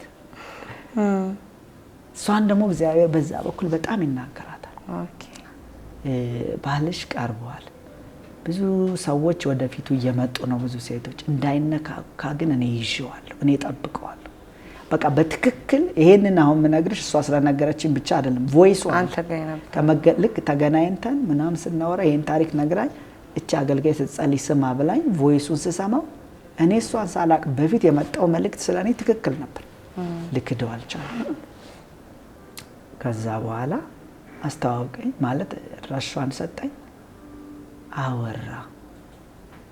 ከዛ እያወራ ተገናኘን እና ሳያት የመጀመሪያ ቀን ጠይም ነች ረጅም እኔ አላሰብኩም ግን ፍሬንድ እንሆናለን። እሷም ደግሞ እኔ በሌላ ነገር እንኳን ብዙ አልፈልግም ግን በፍሬንድሺፕ ምናምን ስላለችኝ በቃ እኔም ዘግቼው እሺ ብዬ ነው የተገናኘሁት። ማሰብም ያኔ እሱን አልኩት እንጂ ስንገናኝ አላሰብኩም። ከዛ 2-3 ቀን ምናምን ተገናኘን። አንድ ቀን ቸርች ልንሄድ መኪና ውስጥ ሆነን የማላውቀው ረፍት ልቤ ውስጥ ገባ። ከዛ ምንም በሌለበት የትዳር ጥያቄ ሲመለስ ልቤ ታወቀው ረፍት። ዞር አልኩ። ከዚህ በፊት አግኝቻታለሁ። ዞር ብዬ አየኋት። ከዛ አሁን ምን ነው አለች። ምንም አልኩ። አሁንም በጣም ልቤ በእረፍት ተሞላ። ይሄ ነው ማለልሽ እረፍት። አላቃትም እኮ ገና በደንብ ባህሪዋን ምን ባይዘው የሥራዋን ሁኔታ ራሱ አላወቅኩም። ኦኬ አሁን በምልሽ ደረጃ ላይ ከዛ ሚስት ነሽ የሚል ነገር በውስጤ ተሰማኝ። ኦኬ አሁን እዚህ ጋር በጣም ባላንስ አድርጌ ልናገር። ስፒሪቹዋላይዝም እያረኩ አይደለም እያመናፈስኩ በራያ አየውሽ አገባሻለሁም አይደለም። አትራክትድ ሆኛለሁ እንትኗ ማለት ፊዚካሊ እኔ የምፈልገውም አለ አትራክሽንም አለ እሷ ጋርም አለ። የሆነ ጊዜ አይታኝ ፌስቡክ ላይ ወይ ደስ ሲል ብላ ግን አልክለትም ብላ ትታለች። ደግሞ እንኳን አላከች እኔ ከምትልቅ ይልቅ እኔ ራሱ አሳድጄ ነው ደስ የሚል እና አትራክሽኑ አለ። ግን አሁን ነገሩ ነው እንትኑ አሁን እግዚአብሔር አይደል ትዳር የሚሰራው። ብዙ ሰዎች በጣም ሀብታም በጣም ቆንጆ ነው ማግባት ግን አይችሉም። ለምን? በገንዘብ ወይ በውበት አይደለም። እግዚአብሔር የሚሰጥሽ ነገር ነው፣ ጊፍት ነው። መልካም ሴት ከእግዚአብሔር ዘንድ ናት ይላል አይደል? ትዳርን የሰራው እግዚአብሔር ነውና አሁን የእግዚአብሔር ስጦታ እንደሆነ የምታውቂው እኔም አትራክትድ ሆኛለሁ። እሷ ግን እንዴት ነው ወደ ትዳር የሚገባ አናውቅም። ያን ቀን ዞር ብዬ ቋንቋዬ ሁሉ ተለወጠ። አዚፍ እሷ የኔ ጮኛ እንደሆነች አድርጌ ማውራት ጀመርኩ። ወዲያው ተለወጥኩ። በወር ከ15 በ5 ሳምንት ውስጥ ቃል ኪዳን አደረግን። ዘ ሾርተስት ዴቲንግ በጣም በ5 ሳምንት ዴቲንግ ውስጥ ወሰነን እና ምክንያቱም እኔ አጥንቼ አልጨርስሽም፣ አንቺም አጥንተሽ አልጨርሽኝም። የእግዚአብሔር እረፍት ነው ዋናው፣ የእግዚአብሔር ፍቃድ መሆኑ ነው። ፍቅር ሲደመር ዊል ኦፍ ጋድ እና ዴሪክ ፕሪንስ ይመስለኛል ጋድ ኢዝ ዘ ፐርፌክት ማች ሜከር ይላል። እግዚአብሔር ነው ከማን ጋር ማች እንደምታረግ የሚያውቀው። ስለዚህ የጌታ ፍቃድ መሆኑን በብዙ መንገድ አረጋገጥኩኝ። እሷም እንደዛው። እሷ እንደውም በጣም እኔ ከመምጣቴ በፊት ለብዙ ወራት ትጸልይ ነበር። በጣም ማለት ነው መጀመሪያ በዛ ፍቃድ ውስጥ ስለገባች አጥብቃ። ከዛ ከተወሰነ ጊዜ በኋላ ሳየው ለዛች አገልጋይ ጻፍኩትም መስፈርቴ ምለውንም ሳየው ሁሉም ተመልሷል። ጠይም ሜትር ከ70 ባለ ታላቅ አይምሮ ደግሞ በመንፈሳዊ በምድራዊው ሙቀት አልኩኝና በቃ እግዚአብሔር አንተ ትልቅ ነህ አልኩኝ። ክብር ለእግዚአብሔር ይሁን። አሁን እንደዚህ ስልሽ ለምሳሌ እሷ እኔ ብዙ ፐርፌክት ያልሆንኩባቸው ነገሮች አሉ ገና ከዚህም በኋላ የሚገለጡ ገና ጅማሬ ላይ ስለሆነ እሷ ጋር ብዙ ፍጹም ያልሆነ ነገር አለ። በምን ተደስተሃል ብትይ በሰማይ የሆነ የእግዚአብሔር ፍቃድ በእኛ መሀል ስለሆነ already I am satisfied የእግዚአብሔር ፍቃድ ያለ መከልከል ሆነ እና በዚህ መንገድ ነው ወደ ትዳር የገባሁት። በትዳር ስንት አመት ሆነ? አሁን 4 አመት ሆኖኛል። በመሀል የገጠመኝ ነገር አለ ይሄንን መናገር ይኖርብኛል። እሺ ደስ ይለኛል። ከተጋባን በኋላ ፋይናንሻል ቻሌንጅ ገጠመኝ። አክቹአሊ ሰርጉ ራሱ ተአምራት ነው የሆነው። ለሰርግ 1-2 ሳምንት ሲቀረው በቃ ምንም ፕላን አላረግንም። ሰው ራሱ ለልደት እንኳን እንደዚህ አይዘገይም አሉን ቤተሰቦቻችንና 2 ሳምንት ሲቀረው ነው በቃ ከዚህ በፊት በአገልግሎት የሚያውቁኝ ሰዎች ምናምን ጌታ አስነሳቸው። በዛ ጥሩ ሰርግ ተደረገ። ከገባው በኋላ ቻሌንጁ ቀጠለ። ልክ ከማግባቴ በፊት ጥቂት ቀናት ሲቀረኝ ጀምሮ ካገባው በኋላ ፋይናንሻሊ ትልቅ ፈተና ውስጥ ገባው። በጣም ትልቅ እና አንድ ቀን እሷ ወደምትሰራበት ቦታ እየሄድን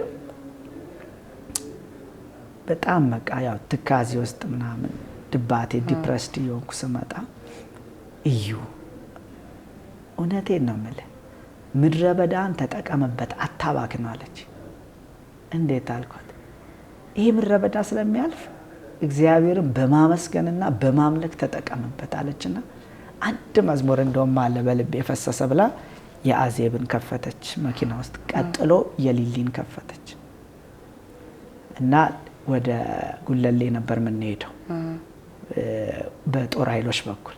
ወደ ሙሉ ወንጌል ቸርቹ አካባቢ ስንደርስ ያን መዝሙር እየሰማን ስንመጣ የጸሎት መንፈስ ከተስፋ መቁረጥና ዳውን ከሆንኩበት ተነስቼ የጸሎት መንፈስ ፈሰሰ። መጸለይ ጀመረ። እየጸለይኩ በልሳን እየጸለይኩኝ ወደ አስኮ ወደ ጳውሎስ አካባቢ ስንደርስ በጣም በጸሎት በአምልኮ ገባው ማለት ነው። አንድ ሙሉ ለሙሉ ብርሃን የሆነ ሰው መኪናውን ሰንጥቆ ገባ። መሀላችን ከላይ ገባ። በቃ እኔ በልሳን በቃ እንትን ማለት ጀመርኩኝ። ከዛ ስነግራት እሷን በጣም መጸለይ ጀመረች። ልክ መካኒኮች ምናምን ብሎኑ ምኑ ፈታተው የመኪናን የቦዲ ፓርት ምናምን ብትንትን እንደሚያረጉ ሰውነቷን እንደ ትራንስፓረንት አድርጎት ያ የሆነ ትራንስፓረንት ነገር ይመስልሻል ፈታቶት እንዲመገጣጠሚያ ምናምን ፈታቶ የሆነ ነገር ሲያወጣ አየው ያ ብርሃን። ከዛ ምንድነው አልኩኝ። ባይ ዘ ዌይ ከዚህ ጋር ከፋይናንሻል ችግሩ ጋር በተያያዘ ብቻ አልነበረም ዲፕረስድ የሆንኩት። ልክ ካገባው ጀምሮ በድንገት የአብሰንቲዝም ድንገት ራሴን ስቼ ማለት እየነዳሽ ሊሆን ይችላል እየሄድኩ ምናምን ራስ የሚያስት ነገር ገጥሞኝ ነበር። እሱ ነው በጣም ደግሞ ሀሳብ ውስጥ የከተተኝ። በቃ ድንገት ነው በቃ እየጨለመብኝ እይታዬ ብለር እያረገ ይመጣል። ከዛ በኋላ ራሴን ስቼ ወድቃለሁ። በዚህ ሁኔታ ውስጥ ያለው ነበር ተስፋ መቁረጥ ውስጥ የገባው። ሁለቱም ነው ፋይናንሻሊ ብቻ ሳይሆን ይሄኛውም ማለት ነው። እና ያ ብርሃን የሆነው ሰው መኪና ውስጥ ገብቶ የሷን ሰውነት ፈታቶ ሲያወጣ አያል። ያ ብርሃን ወደኔ መጥቷል። ከዛ ምን እንደሆነ አላውቅም። ጌታ እንደዚህ ሰውነትሽ እንደብሎን እየፈታው አየሁ እና ጌታ ፈውሶሻል አልኳት። ለካ ታይሮይድ ነበረባት። ታይሮይድ ደግሞ ትሪት ታደርጊዋለሽ እንጂ እኔ እስከማውቀው ድረስ የሆነ ነገር ውጠሽ ምናምን ወይም ተወቅተሽ እንደሚል አይደለም። ትሪት እያደረግሽው የሚቆይ ነው። ለካ እሷ እዛ ገብታ ምናምን በቃ በጣም ጥሩ መንፈስ ላይ ነው ያለው። እዩ እኔ ስራ ቦታ ደርሼ እስከመጣ አንተ ጸልይ አለች። እኔም ጸሎቴን ቀጠልኩኝ። ደውላ you have good news አለች። ምንድነው አልኳት። ምንድነው ስላት አልትራሳውንድ ታይታ ሙሉ ለሙሉ ታይሮይድ ጠፍቷል። ሙሉ ለሙሉ ጠፍቷል ማለት ነው። ያ እንደ ብርሃን ያየሁት ሰው ሰውነቷን ፈታቶ ፈውሷታል ማለት ነው። ከዛ የኔ ደግሞ በሽታው ምን እንደሆነ አይታወቅም ነበር። ከዛ እስቲ ኮሌስትሮል ተመርመር ሚል ነገር በሷ በኩል መጣ። ስመረመር በጣም ከፍተኛ ደረጃ ነበር። ባድ ኮሌስትሮል ነው ትራይግላይሰራይድ የሚባለው የባድ ኮሌስትሮል አይነት በስቶብኝ ማሽኑ ካልኩሌት ማድረግ አቅቶት ሳይለንት ኪለር የሆነብኝ ነበር። ጌታ በሷ በኩል ታደገኝ፣ በኔ በኩል ደግሞ ፈወሳት እና ይሄን ትዳር ውስጥ ከገባው በኋላ ያየሁት የእግዚአብሔር ጣልቃ ገብነት ነው። የጌታን ማዳን አይቻለሁ። ክብር ለስሙ ይሁን። የልብሱም ዘርፍ መቅደሱን ሞልቶት ነበር። ሱራፌልም በበላዩ ቆመው ነበር። ለእያንዳንዱ 6 ክንፍ ነበራቸው። በሁለት ክንፎቹ እግሮቹን ይሸፍን፣ በሁለት ክንፎቹ ፊቶቹን ይሸፍን፣ በሁለት ክንፎቹም ይበር ነበር። አንዱም ለአንዱ ቅዱስ ቅዱስ ቅዱስ የሰራዊት ጌታ እግዚአብሔር ምድር ሁሉ ከክብር ተሞልታለች እያለ ጮኸ። እነሆም ከጮኻዩ ድምፅ የተነሳ የመድረኩ መሰረት ተናወጠ፣ ቤቱንም ጢስ ሞላበት። እኔም አንደበቶቼ የረከሱብኝ ሰው በመሆኔ አንደበቶቻቸው በረከሱ ሕዝብ መካከል በመቀመጤ ዓይኖቼ የሰራዊትን ጌታ ቅዱሱን እግዚአብሔርን ስላዩ ወየው ጠፍቻለሁ አልኩ። እነሆም ከሱራፌል በእሳት ጉጠት ይዞ እየበረረ ወደ እኔ መጣ። እንዲህም አለኝ፣ እነሆ ከንፈርህን ነክቻለሁ፣ ኃጢአት ተሰረየልህ፣ በደልህ ካንተ ተወገደ። ብርቱም መልአክ በታላቅ ድምፅ ሲያውጅ ሰማሁ። እነሆ መጽሐፉን ይመለከት ዘንድ ማኅተሙን ይፈታ ዘንድ የሚገባው ማን ነው ብሎ በታላቅ ድምፅ ሲጮህ ሰማሁ። በሰማይ ቢሆን በምድር ከምድርም በታች መጽሐፉን ሊመለከት ወይም መጽሐፉን ሊፈታ ማንም ባልተቻለው ጊዜ እጅግ አለቀስኩ። ከሽማግሌዎቹም አንዱ እየበረረ ወደ እኔ መጣ፣ እንዲህም አለኝ፣ አታልቅስ አታልቅስ፣ እነሆ ከይሁዳ ነገድ የሆነው አንበሳ የዳዊት ሥር መጽሐፉን ይፈታ ዘንድ 7ቱን ማኅተም ይፈታ ዘንድ ድል ነስቷል አለ። አየሁም፣ ቁጥራቸው 1000 ጊዜ 1000 እልፍ ጊዜ እልፍ የሆኑ የብዙ መላእክትን ድምፅ ሰማሁ። ለታረደው በግ ምስጋና፣ ኃይል፣ ክብር፣ ባለጠግነት ይሁን አሉ። 4ቱም እንስሶች አሜን አሉ። በሰማይ በምድር ከምድር ያለ ፍጥረት ሁሉ ለታረደው በግ ብቸኛው አዳኝ ለሆነው መድኃኒት ለሆነው በደሙ ወደ ቅድስተ ቅዱሳን ላስገባን ለሊቀ ካህናችን ለብቸኛው ጌታ ከአብ ዘንድ ለተገለጠው ሕይወት ለሰጠን ለእግዚአብሔር ልጅ ለይሁዳ አንበሳ ለሰላም አለቃ ለቤተ ክርስቲያን ራስ ላለው ለነበረው ለሚመጣው አልፋና ኦሜጋ መጀመሪያና መጨረሻ ፊተኛና ኋለኛ እኔ ነኝ ላለው በሰንፔር ዙፋን ላይ ለተቀመጠው ከፊቱ የእሳት ፈሳሽ ለሚፈስ ቀስተ ደመና በዙሪያው ለሚዞር የምስጋናን ዘውድ ለጫነው ከዘለዓለም እስከ ዘለዓለም በክብር ለሚኖረው ለታረደው በግ ብዙ እልልታ፣ ምስጋና፣ ሆታ ይሁንለት።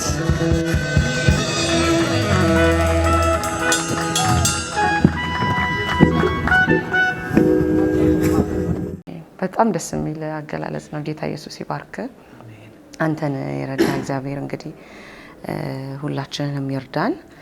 በመጨረሻ አጠቃላይ እንድትመልስልኝ የሚፈልገው ነገር ቀደም እንዳለው ክርስትና ጌታን መከተል በምድረ በዳው ውስጥ ሆኖ ግን እየተዝናኑ መኖር ነው። ግን ያንን ለቻለበት ነው አንድ ላደረገው እና በዚህ ሰዓት ባክ ያደረጉ ከጌታ ቤት የወጡ ቀደም እንዳለው የመጀመሪያው ባክ ያደረከበት መንገድ በጣም ትንሽ የምትመስል ግን በጣም የምትጎዳ ነገር ናትና በጣም ትንሽ በሆነ መልኩ ከጌታ ቤት የወጡ በምንም ሪዝን ይሆናል ከጌታ ቤት ወጥተው ላሉ ወደ ጌታ ለሚመጡ ባጭሩ መልእክትን ብታስተላልፍና እንደው ባወራው እዚህ መጥቼ ሳላወራው ቢሄደው የምትለው ካለ እድል ስጥ። ከጌታ ቤት ብዙ ጊዜ ስላይድ የሚያደርጉ ወይም በድካም ውስጥ የሚያልፉ አማኞች ለእነሱ ብቻ ሳይሆን ጌታንም ላላመኑ እንዲሁም ለሌሎቻችንም እንደ እግዚአብሔር ቃል ይጠቅማል ብለው ሀሳብ ምን መሰለሽ? እንደ እግዚአብሔር ቃል ይጠቅማል ብለው ሀሳብ ሰው ከጌታ ጋር ቢነካካ ያዕቆብ ለረጅም ዘመን ከእግዚአብሔር የትንቢት ቃል ይዞ ራእይ ምናምን ይዞ ኖሯል። ግን አንድ ቀን በሁለቱ የያቦቅ ወንዞች መሃል ጌታ መጥቶ እንደ ሰው ሲታገለው አልለቀህም አለ። ለምን አትለቀኝም አለ። ካልባረከኝ አለ። ሰው አማኝ ከጌታ ጋር መነካካት አለበት። ከጌታ ቤትም በተለያየ ምክንያት የወጣችሁ የደከማችሁ ክርስትና ሞኝነት የሆነባችሁ የሆነ ሃይማኖት የሆነባችሁ እንደ ያዕቆብ ከጌታ ጋር መነካካት ያስፈልጋል። እናንተ የተጠማችሁ ኑ ይላል የእግዚአብሔር ቃል። እናንተ የተጠማችሁ ኑ በነፃ ውሃ ጠጡ፣ ግዙና ጠጡ፣ በገንዘብ አይደለም ምግብ ኑ ብሉ ይላል። አየሽ ራእይ መጽሐፍ ላይም ጌታችን ኢየሱስ ያን ሁሉ ነገር ለዮሐንስ ገልጦለት በፍጥሞ ደሴት ላይ ወደ ከተማይቱ እንዲገቡ በበጉ ደም ራሳቸው የሚያነጹ ብፁዓን ናቸው ካለው በኋላ አንድ መስፈርትን ያስቀመጠ ማንም የተጠማ ቢኖር if anyone ማንም ውስጥ ማንም ህይወት የጠማው አለ ማንም ህይወት የጠማው ሰው ቢኖር ይምጣ። ይሄ ጥሪ እስከዛሬ ድረስ ላለፉት 2000 ዓመታት የተነገረው እስከዛሬ ያስተጋባል በሁሉም ሰው ጆሮ ውስጥ። አሁን ሳይንሱ ራሱ ፈውስ ሊሆን ይችላል ማለቴ ሰው ስለተፈወሰ ከሆነ ጌታ የሚከተለው በጣም ሳይንሱ አድጎ ብዙ ፈውስ እያመጣ ተአምራት ከሆነ በጣም ብዙ ተአምራት ማጂሻን አስማተኞች የሚያደርጉ መገለጥ ስተን በጣም አሉ። ዘር ማንዘርሽን የሚጠሩ ጠንቋዮች የሚገጥምሽን የሚጠሩ አሉ። ግን ጌታን የተከተልነው ስለምንድን ነው ብለን መመርመር ያስፈልጋል። ጌታን የተከተልነው ጌታ ጋር ብቻ ስለሚገኘው ነገር ሐዋርያትን ትዝ ይለኛል ደቀ መዛሙርቶቹ ጌታ ኢየሱስ ስጋዬን ያልበላ ደሜን ያልጠጣ የኔ ሊሆን አይችልም ሲላቸው ከደቀ መዛሙርቱም ይላል ከህዝቡ አይልም። ከህዝቡማ ታዩ ከደቀ መዛሙርቱ ራሱ ብዙዎች ወደኋላ ፈገፈጉ።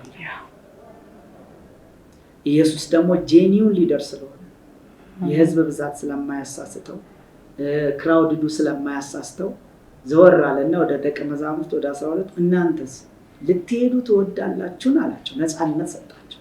እውነተኛ ፍቅር ነፃነት ይሰጣል፣ አያጨናንቅም። እና ልትሄዱ ትወዳላችሁ ሲላቸው ጴጥሮስ እንደዚህ አለ።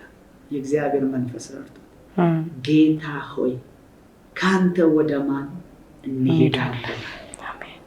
አንተ የትኛው ማን ኦፍ ጋድ የሌለው አንተ የትኛውም የሃይማኖት አባት ጋር ማናገኘው አንተ ጋር ያለው የትኛውም ባለሀብት ጋር ማናገኘው ነገር ነው። እርሱም አንተ የዘላለም የህይወት ቃል አለህ። አየሽ በሌላ አገላለጽ የተከተልን አንተ ጋር ብቻ ያየነው ነገር አለ። አንተ ጋር ብቻ ያገኘነው ነገር አለ።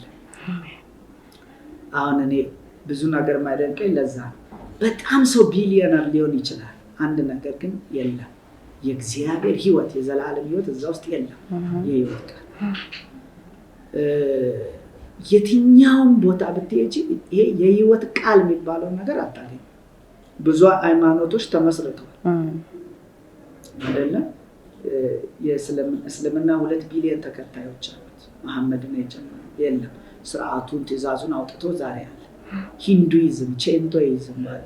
የሂንዱይዝም መስራች ሂንዱ ነው፣ በህይወት የለም። ስርዓቱን ግን አስቀጥለዋል።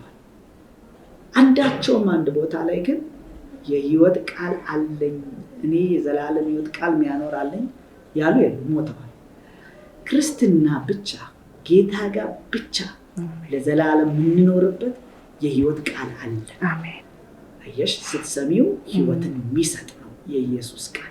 አሜን። ስለዚህ የደከሙ በጌታ ቤትም ሆነው ክርስትና ሞኝነት የሆነባቸው አንድ ነገር ልንገራቸው። ሃይማኖት ያሰለቻል። ጴንጤ በሉት ኦርቶዶክስ በሉት የተለያየ ነገር የትኛውም ዲኖሚኔሽን ስርዓቱ ስለሚደጋገም ስለምትለምጁ ያሰለቻል። ከጌታ ጋር ግን ከተነካካ ሰው ኢየሱስ ክርስቶስ ያው ነው። አሜን። ቴንክ ዩ። እንግዲህ ተመልካቾቻችን ከወንድማችን ኢዩኤል ጋር የነበረን ቆይታ በጣም አስተማሪ እንደነበረ ባለሙሉ ተስፋ ነኝ። በሚቀጥለው ሳምንት ከሌላ እንግዳ ጋር እስክንገናኝ ሰላም ሰንብቱ።